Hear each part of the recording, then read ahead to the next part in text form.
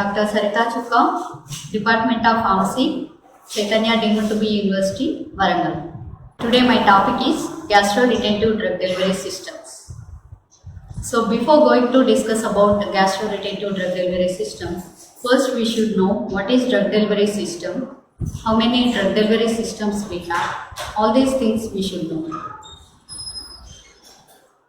Drug delivery system is nothing but it's a method or process of administration of pharmaceutical agent or drug to get a therapeutic effect in humans or animals.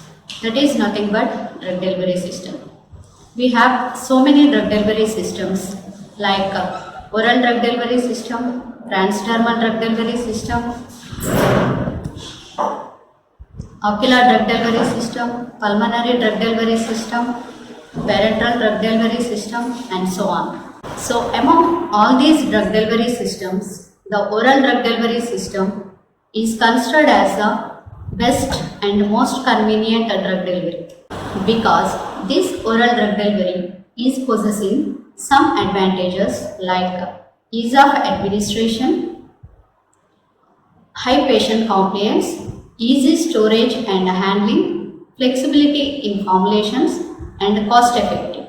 So because of all these advantages, the oral drug delivery is considered as the most effective and most suitable and convenient drug delivery system.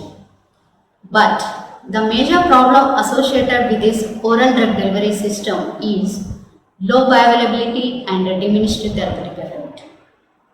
The reason for this low bioavailability of oral drug delivery is the short gastric residence time and gastric emptying time.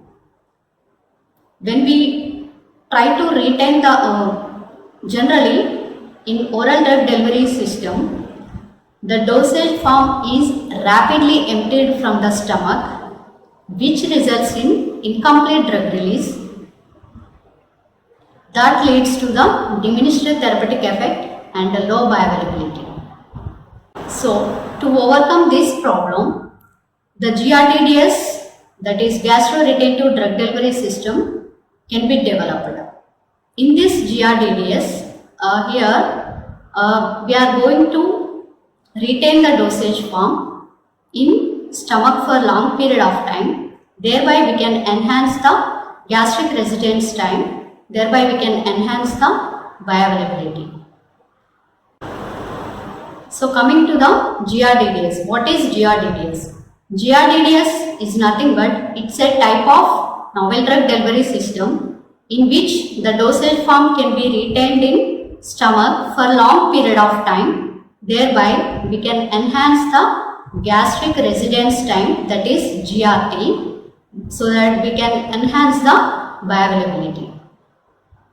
Okay, the bioavailability is the most important parameter in to get a therapeutic effect. To get a effective therapeutic effect, the bioavailability is very, very important.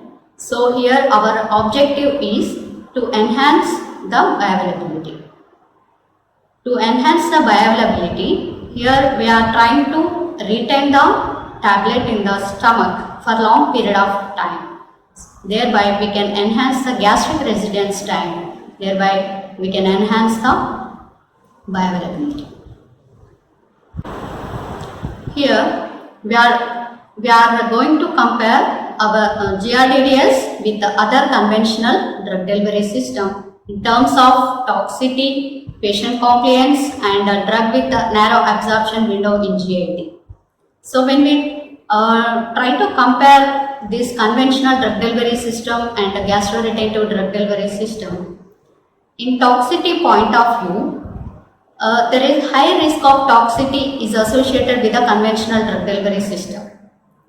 Whereas with the GRDDS, gastroretentive drug delivery system, we are going to get low risk of toxicity. In GRDDS, the drug is released continuously and the drug is released slowly in a continuous manner. That's why we are going to get a low risk of toxicity. When coming to patient compliance, the low patient compliance is achieved with conventional drug delivery system, because in conventional drug delivery system we need frequent dosing to get a therapeutic effect. Whereas with gastro-retentive drug delivery system, it improves patient compliance. Why? Because with the GRDDS we require just once a day formulation or twice a day.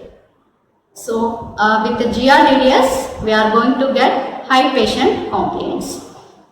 The next parameter, that is drugs with a narrow absorption window in GIT. The drugs which are having narrow absorption window in GIT, those are not suitable for conventional drug delivery system, as they are rapidly emptied from the stomach. They are not suitable for conventional drug delivery system. Whereas for GRDDS, they are most suitable for developing the GRDDS. When we compare sustained release dosage form with the GRDDS systems, that is gastro-retentive drug delivery system, in sustained release dosage form, the drug is rapidly emptied from the stomach and then enters into the intestine. Whereas in case of GRDDS, the drug is retained in the stomach for a long period of time, for several hours, and then after releasing the drug completely, then only it will enters into the intestine. So that is the beauty of this GRDDS. From this picture you can observe that in case of sustained release, the drug is continuously released and emptied from the stomach rapidly, whereas in case of GRDDS, the drug is retained in the stomach for a long period of time. Then after releasing the drug completely, then it is emptied from the stomach. That is the difference between sustained release and GRDDS. And one more advantage of this GRDDS is, with this GRDDS we are going to get controlled drug delivery. Next, coming to the anatomy of stomach. The stomach is divided into proximal stomach and distal stomach. The proximal stomach is made up of fundus and body, whereas distal stomach is having antrum, and we also have pyloric sphincter, and this pyloric sphincter plays an important role in especially the swelling systems, and later we have small intestine and large intestine. And next, coming to the techniques or approaches of GRDDS. There are several approaches have been developed to retain the dosage form in the stomach for long period of time. Various techniques have been developed, that is floating systems or low density systems. Next, high density systems or sinking systems. Next, swellable or expandable systems. Next, bioadhesive and mucoadhesive systems. Apart from these approaches, apart from these systems, also we have magnetic system and raft farming system. So among these six, we will discuss about floating, high density system, swelling and bioadhesive systems. Coming to the floating systems are also called as low density system. The principle involved in this floating system is the floating drug delivery system. This system is having a low bulk density than the bulk density of gastric fluids. So because of less bulk density, our dosage form is going to be float in the stomach for long period of time. While the system is floating on the stomach contents or gastric fluid, the drug is slowly released in a controlled manner until the drug is completed. So that is the mechanism or principle involved in floating drug delivery system. The floating tablet can be designed by using a drug or API that should be mixed with the hydrophilic polymers such as HPMC, HPC, polyoxyethylene and CAP, cellulose acetate phthalate. The property of this hydrophilic polymer, when they come in contact with the water, they get hydrated and swells, and then the system will maintain the low bulk density than the GI fluids. So because of this low bulk density, the dosage form will be float on the stomach for long period of time, for several hours. While the system is floating on the stomach, the drug is slowly released. From this picture, you can easily understand that. So this is stomach. After administration, the tablet enters into the stomach. So when the tablet come in contact with the gastric fluids, the tablet get hydrated and swells. Then it maintains the bulk density lower than the bulk density of gastric fluid or stomach contents. So because of this less bulk density, the tablet is able to float on the gastric fluid for several hours. So while floating, the drug is released continuously from the dosage form in a controlled manner until the drug is completely released. After that, the dosage form emptied from the stomach, then enters into the intestine. So that is the beauty of this floating or low density systems. And next, second approach which we use to enhance the gastric retention time is high density system. This high density systems we can also call as sinking systems. Here the principle involved in this high density system is, here the dosage form or the high density systems are having bulk density greater than the bulk density of gastric fluids. So because of high bulk density, the dosage form is get settled or get retained at the bottom of the stomach. Generally, the gastric contents have a bulk density near to the water, that is 1 gram per centimeter cube. So when we prepare the high density system, we are using some excipients such as barium sulfate, zinc oxide, iron powder and titanium dioxide. So these are the inert materials or excipients which we are used to develop the high density system. And these inert materials helps to increase the bulk density. So because of bulk density, the system is able to sink in the bottom of the stomach. Generally, we require 2.5 gram per centimeter cube bulk density is necessary for significant prolongation of gastric residence time. But the major drawback associated with the high density system is, to develop such a high density system, here we are required almost 50% of the drug we should require. That is the major drawback of this high density system. In this picture, you can easily observe that after administration of the dosage form, the tablet enters into the stomach. When it comes in contact with the gastric fluid, because of the high density, the dosage form is settled at the bottom of the stomach. So because of this high density, the tablet may not be enter into the small intestine. It can be retained or reside in the stomach for long period of time. So here, to formulate such a high density system, we are incorporating the drug with high density excipient such as iron oxide, talcum powder and barium sulfate. The third approach or the third technique of GRDDS is swellable systems. Swellable systems are nothing but, these are the dosage forms. After swallowing, it should be swelled to an extent so that we can prevent their exit from the pylorus.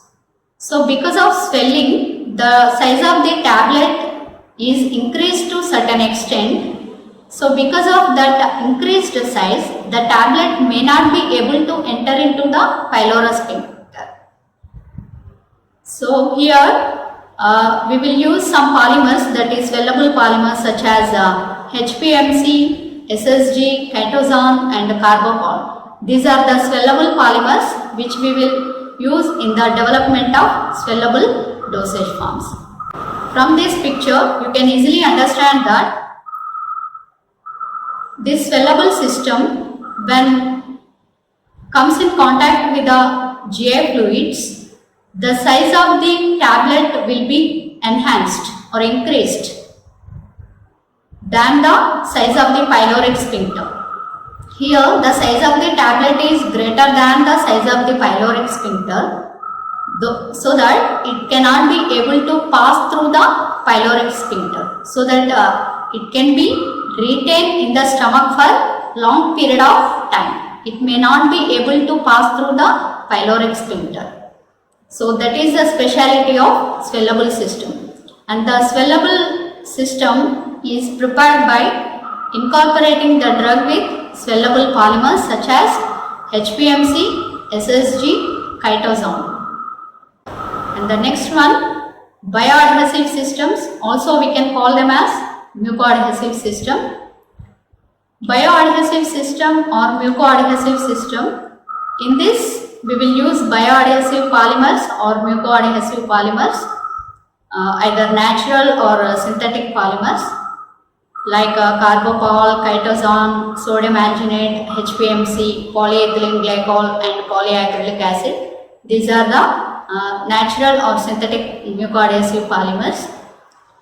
When we are using these polymers have a property that they are able to make a bond with the mucous membrane or biological membrane. So after forming a bond between the polymer and the dosage form, polymer and the biological membrane, the dosage form is going to get adhered to the stomach or biological membrane.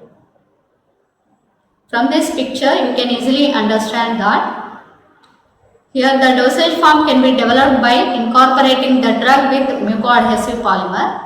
This mucoadhesive polymer or bioadhesive polymer is forming a bond with biological membrane, and when after administration the dosage form is get adhered to the stomach or biological membrane or mucous membrane. Next, coming to the advantages and disadvantages of this gastroretentive drug delivery system. Every system or every technique is having some merits or demerits. Coming to the merits or advantages of gastroretentive drug delivery system. By using this GRDDS approach, we can improve the drug absorption, and also we can enhance the bioavailability. Here, by keeping the dosage form or by retaining the dosage form in stomach for long period of time, the drug is able to release completely in the stomach. Thereby, we can enhance the bioavailability.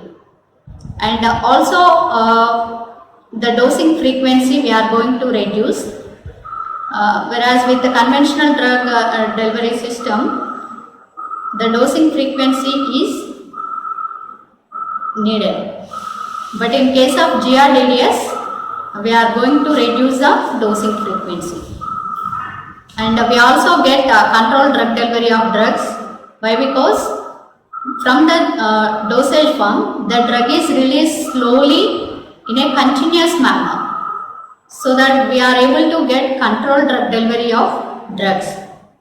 And we also get local action, particularly this GRDDS is useful in the treatment of peptic ulcer, and we also have better patient compliance with the GRDDS, and we also have site specific drug delivery.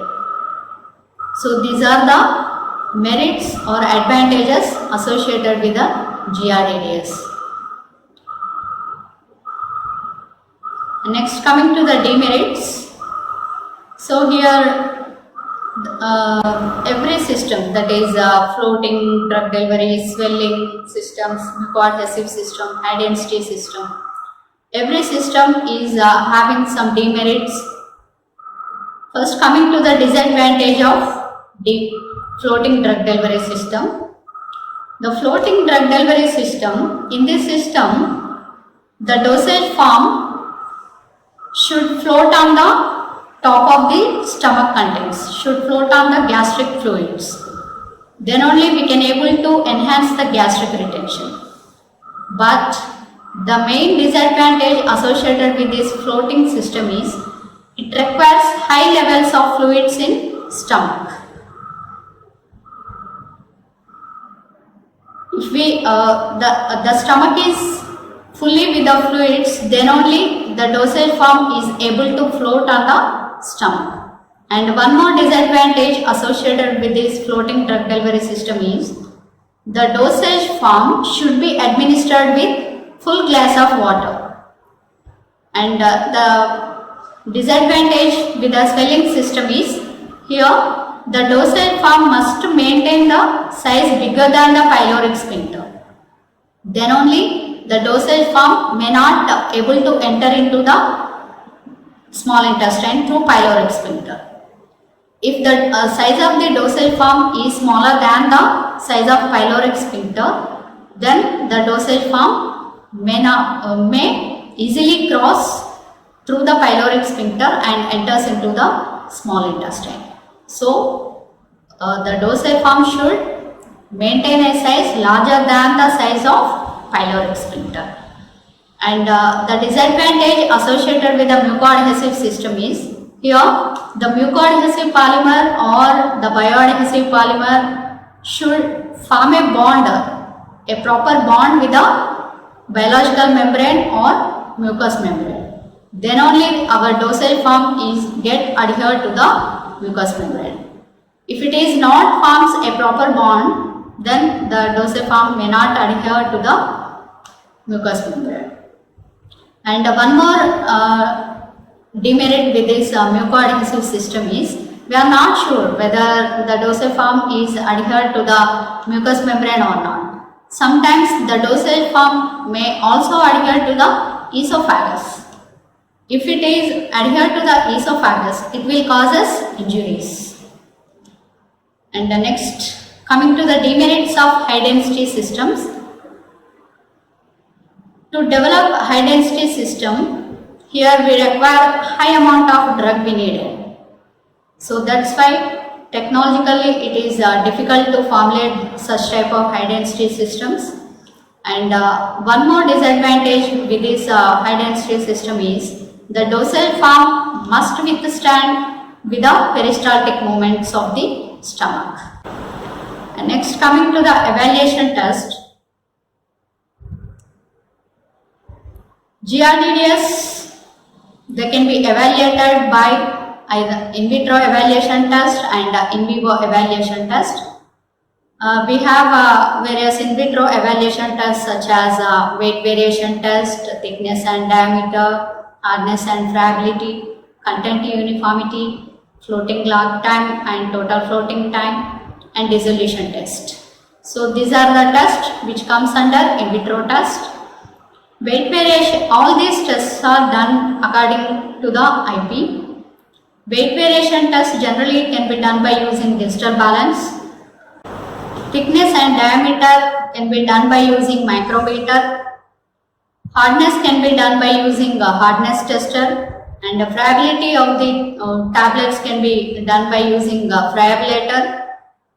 Content uniformity and dissolution test can be done by using dissolution apparatus.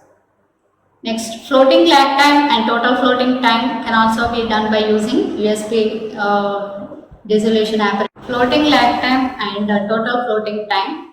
Floating lag time, it can be abbreviated as FLT, and total floating time, it can be abbreviated as TFT. Floating lag time, nothing but the time taken by the dosage form to float on the gastric fluids is nothing but floating lag time. Total floating time is nothing but How long the dosage form is floated on the gastric fluids is nothing but total floating time. Generally, floating lag time and total floating time, these can be done by using a USP dissolution apparatus. In vivo tests such as radiology or X-ray studies, gamma scintigraphy, gastroscopy, and ultrasonography. Among these four in vivo tests, the most widely used in vivo test to track the movement of dosage form in the stomach, we will use radiology or X-ray studies. In these X-ray studies, we will use barium sulfate to track the movement of the dosage form in the stomach. Particularly, in this study, by using X-ray studies, we are able to know that how long the dosage form is going to stay in the stomach we should know by conducting these studies. So among all these in vivo tests, the radiology test or X-ray studies are the most commonly used test to track the movement of dosage form in the stomach. This is for now. We will have more topics in upcoming videos. Thank you.